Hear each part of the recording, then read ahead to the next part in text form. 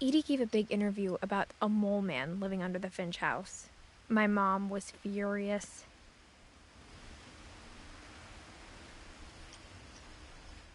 I hadn't thought of myself as Edith Jr. for a long, long time.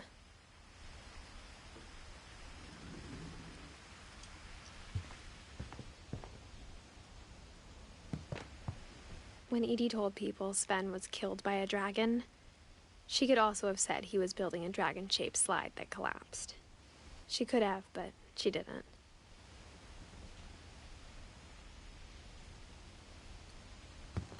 Even in her 90s, sometimes Edie seemed a lot younger than my mother.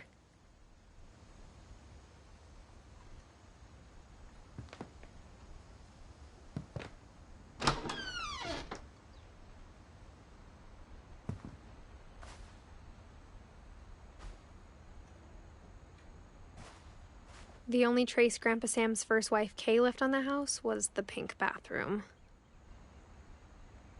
It was a pretty big trace.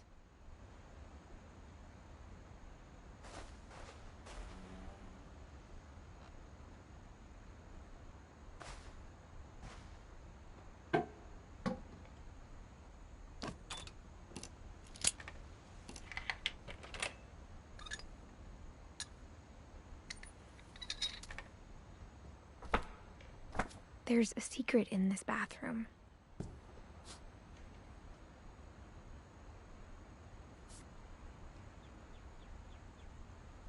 It's in the last place you would look. It isn't in the cupboard.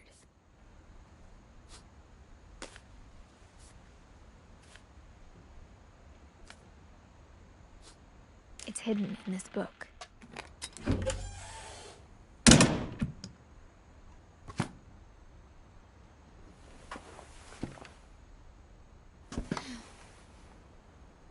Sven gave Sam an old camera he'd refurbished. He never put it down.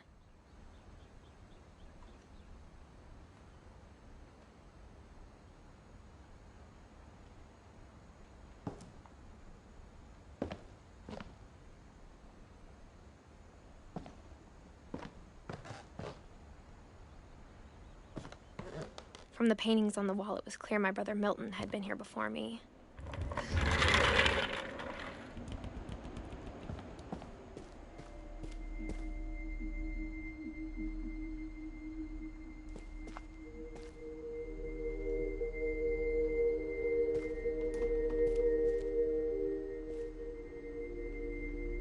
I knew Grandpa Sam had a twin.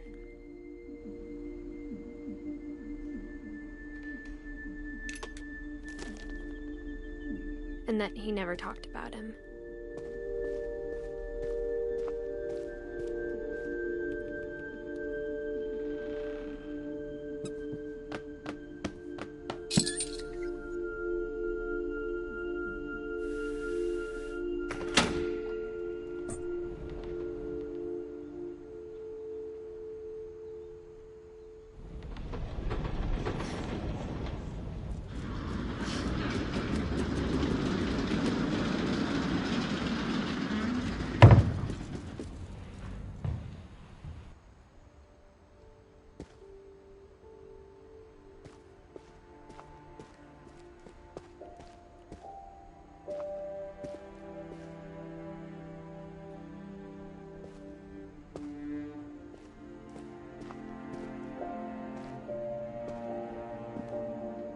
I guess my grandpa didn't like history any more than my mom did.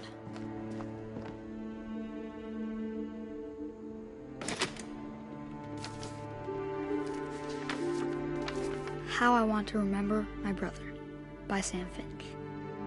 The thing I remember is that when he made up his mind, that was it.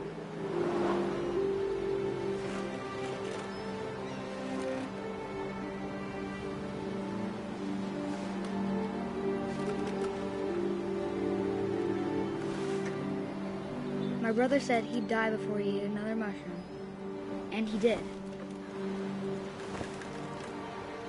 At Barbara's funeral, we swore we'd never be afraid again, and he wasn't. I think Calvin always wanted to fly,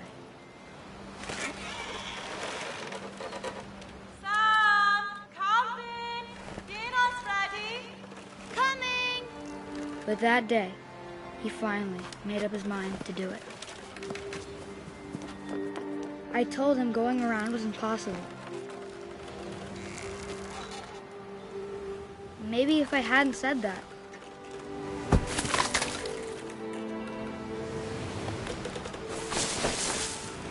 Alice, I'm not gonna tell you again. Maybe if the wind hadn't picked up.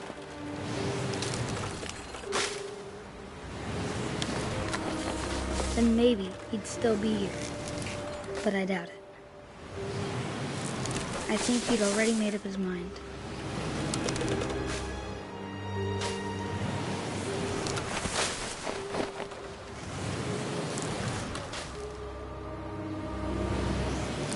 That's what I want to remember about my brother.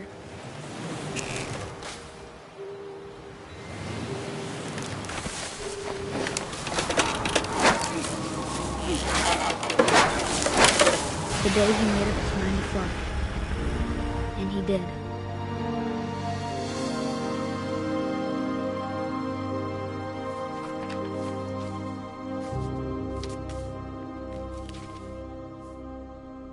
Calvin's story felt strangely familiar.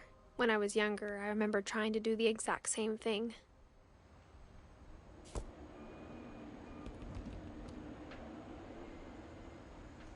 After the funeral, Edie roped off Calvin's half of the room.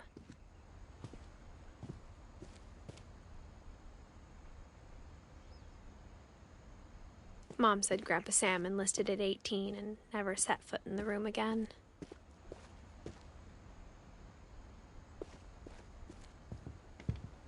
The passages were a pretty tight fit. They'd obviously been built for smaller hands and bellies.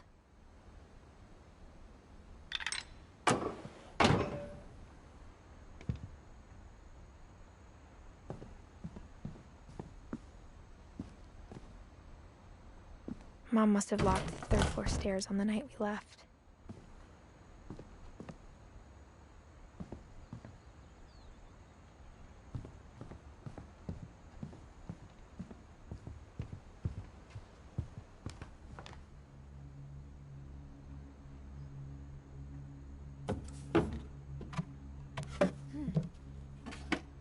Growing up, I always thought of Barbara as a child star.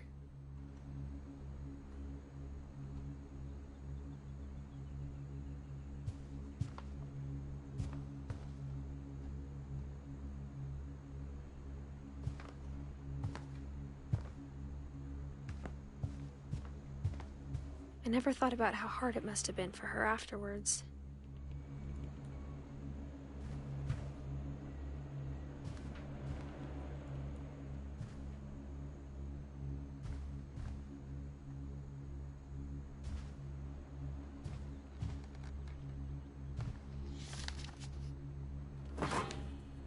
Of all the stories people wrote about Barbara's death, I'm surprised Edie saved this one.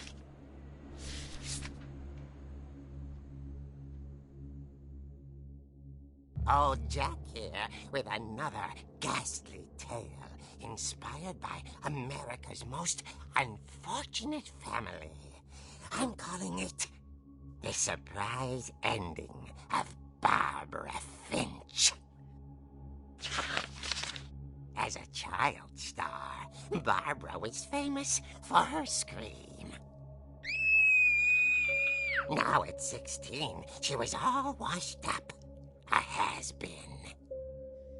But in a lucky break, she'd been asked to perform her signature scream at a local convention for monster movie fans. It was just the boost her career needed.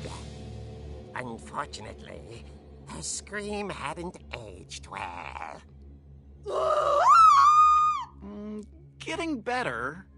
I think you just need the right motivation. Her biggest fan and current boyfriend, Rick, was about to demonstrate when... Now that was a great scream. It was Barbara's father, Sven. He'd slipped into a table saw and had to be rushed to the emergency room. So Barbara got stuck babysitting her youngest brother, Walter. Her convention comeback was cancelled. Okay, I'm hearing frustration, but I'm not hearing terror. What if I tried... A gang of hoodlums in Halloween masks have been terrorizing Orcas Island tonight. Police are urging residents to... That came from the basement. You're right! Also, I loved your delivery on that. Why is your basement door locked? Because my dad likes making puzzles and secret passages. There's a key hidden in the music box. The secret is to keep winding and winding until finally the key pops out. Thanks, babe. I'll be back in a sec. 20 minutes later, Rick hadn't returned. So Barbara went to look for him, right on cue. She reached for the music box.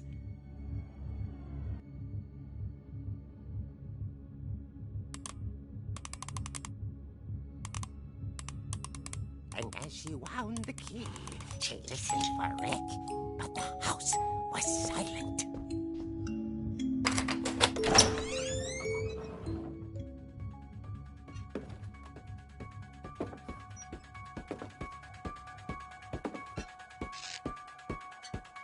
She found Rick's crutch and imagined the worst.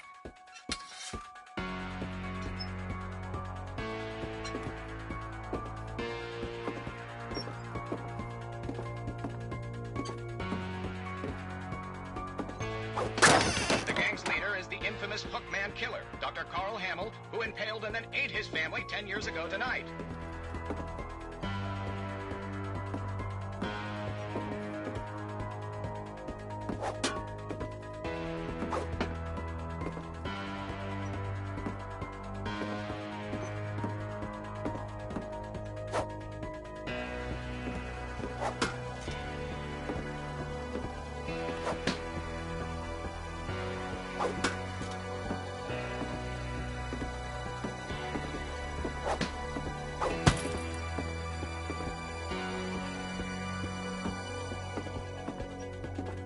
The old fridge rattled and grew still. Oh dear! Oh! Rick? Barb, relax. I was just trying to scare you to help you find your scream. Well, I'm not scared, Rick. I'm furious. Then act furious. All I'm getting from you now is that you're hurt and confused and you're... She threw him out, but she kept a little something to remember him by. Barb, have you seen my other crutch? And she was still holding it when she fell asleep watching the late picture show. Hours later... Barbara! Walter, what's going on up there? Ah! Okay, I'm coming up, but if this is a trick, you're dead, Walter.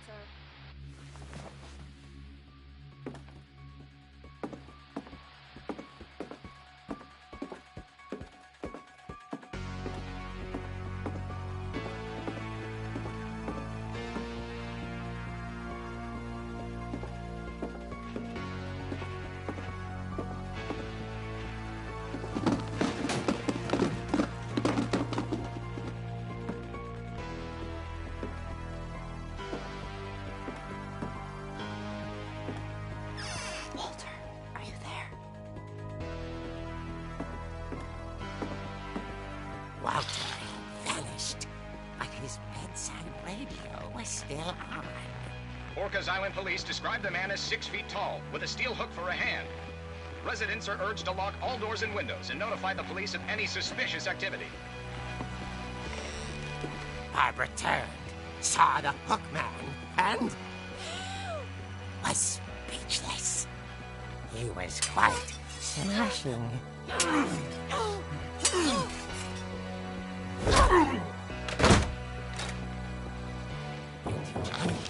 was, he couldn't get enough of Barbara. Okay, Barbara, there's gotta be another way out of here. That night, she played her part beautifully.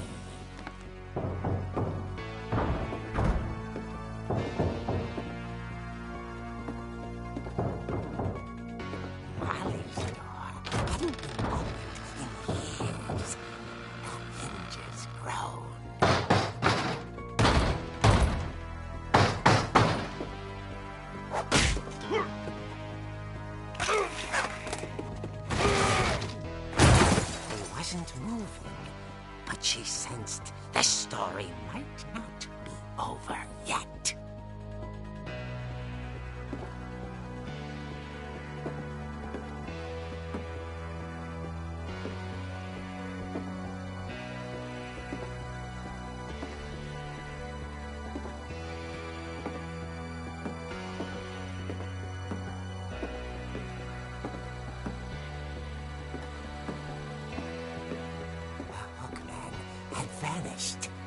She listened for his breathing, but all she heard was...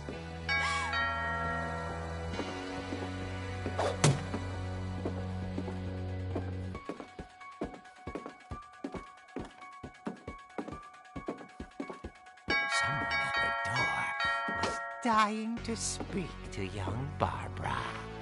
At the door, she heard whispering. It was coming from inside the house.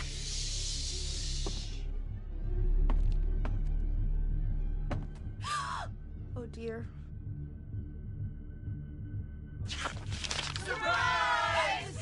Bravo, Bob! You were wonderful! The monsters had come to surprise her. For Barbara, it was a dream come true. Then she saw what kind of monsters they were, and she realized what was about to happen. She was going to be famous. And with her final breath, Barbara Finch gave the performance of her life.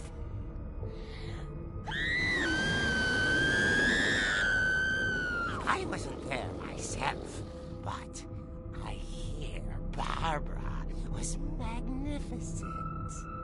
Poor girl. She had a taste for stardom. But unfortunately, so did her fans. Of course, the police blamed it all on poor Rick, who disappeared the same night. And little Walter, hiding under his bed the whole time. He took it all pretty hard, but that's another story. As for Barbara, tucked inside the music box is all they ever found of her. Her ear. Now that's what I call a real eerie tale.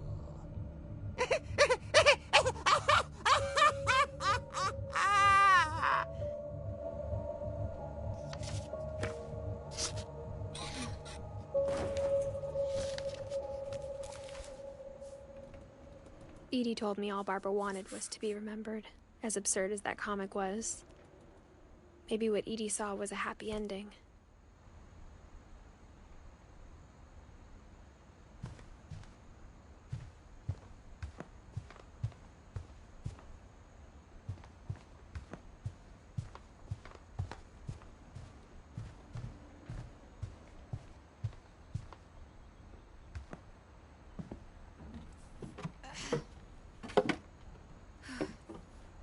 I guess now I know why Mom didn't like me playing with the music box.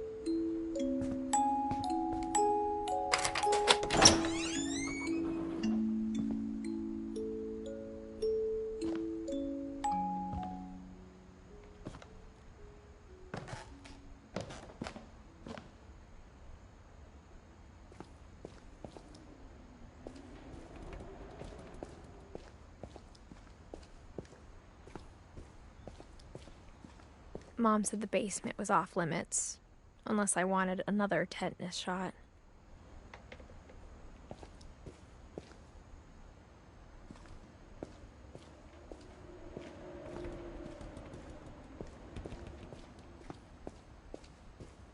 saw Edie sneak down to the basement once, carrying packages.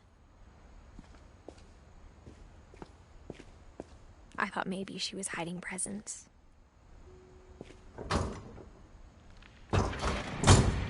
It turned out she was hiding a lot more than that.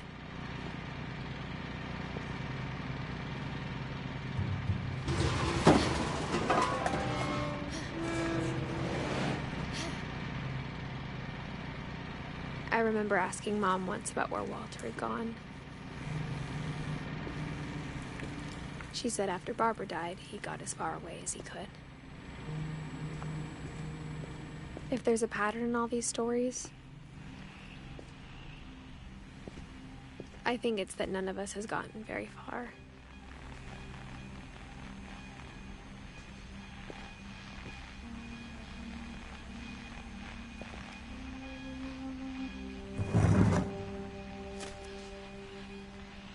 Goodbye, everyone.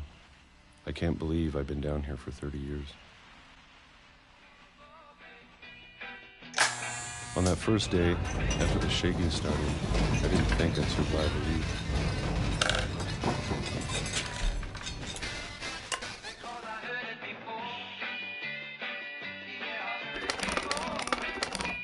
But after a few days, I settled into a routine. That's what kept me sane. Having a schedule, living for today.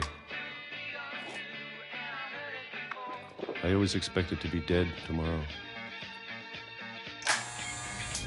But if you wait long enough, you get used to anything.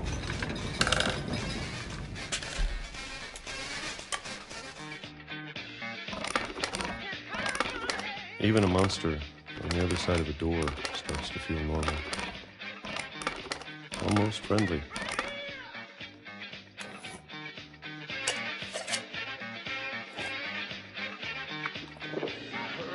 And then one day, everything just stopped. Whatever that thing was, it was gone. Maybe it got tired of waiting. Or maybe I just got tired of being afraid.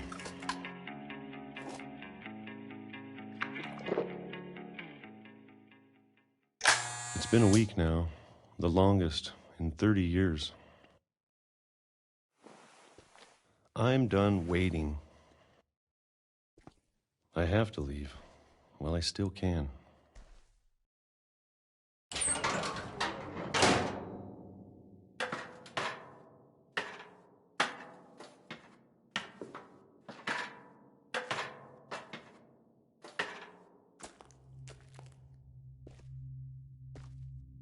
I know it's out there somewhere. Whatever killed Barbara and Molly and Calvin.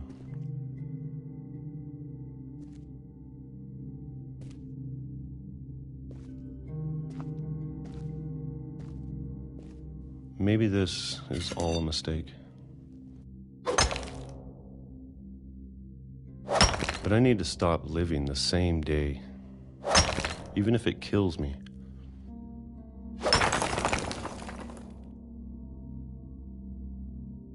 Whatever's out there, I want you to know I'm ready for it.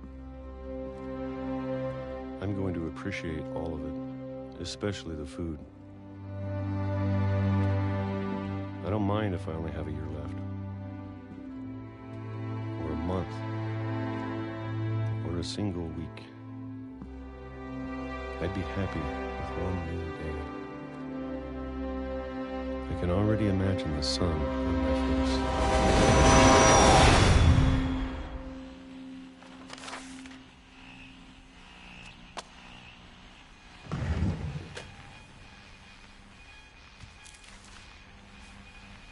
Walter died when I was 6. I can't believe my mom never told me he was down here. I'm sure my mom was trying to protect me.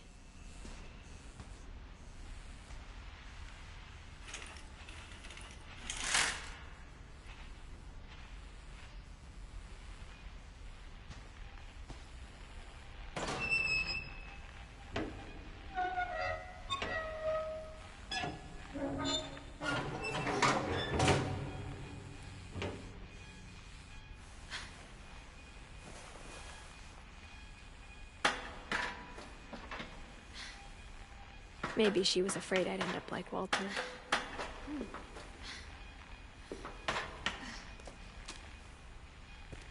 But if she never told me about an uncle under the house, I can only imagine what else she was hiding.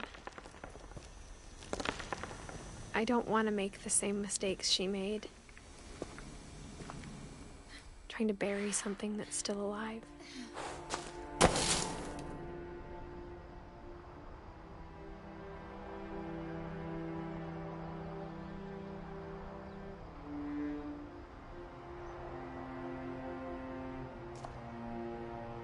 Now that there's only one of us left, or maybe two, I thought it was time I heard the stories for myself and found out what happened to everyone else. But now I'm worried the stories themselves might be the problem. Maybe we believed so much in a family curse, we made it real.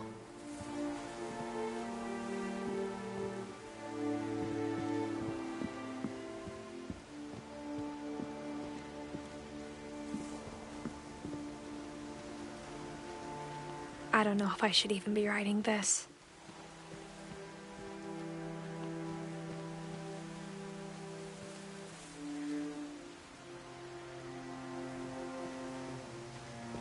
Maybe it'd be better if all this just died with me.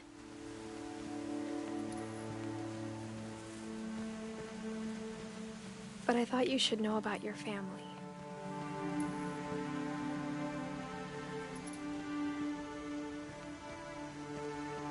And the history you're a part of.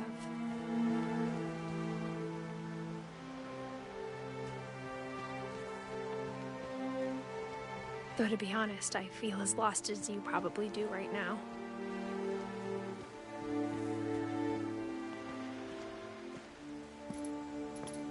I think the people in these stories believed them, for what that's worth.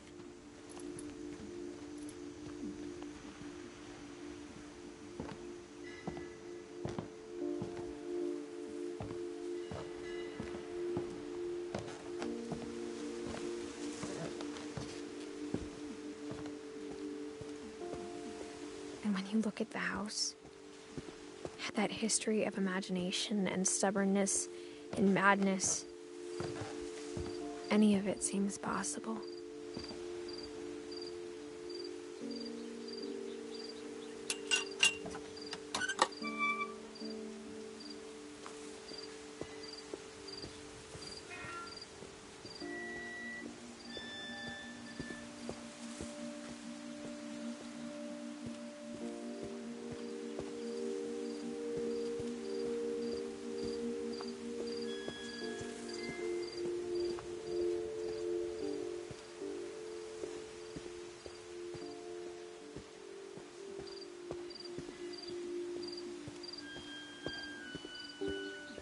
I think we've been surrounded by death for so long, we've just gotten used to it.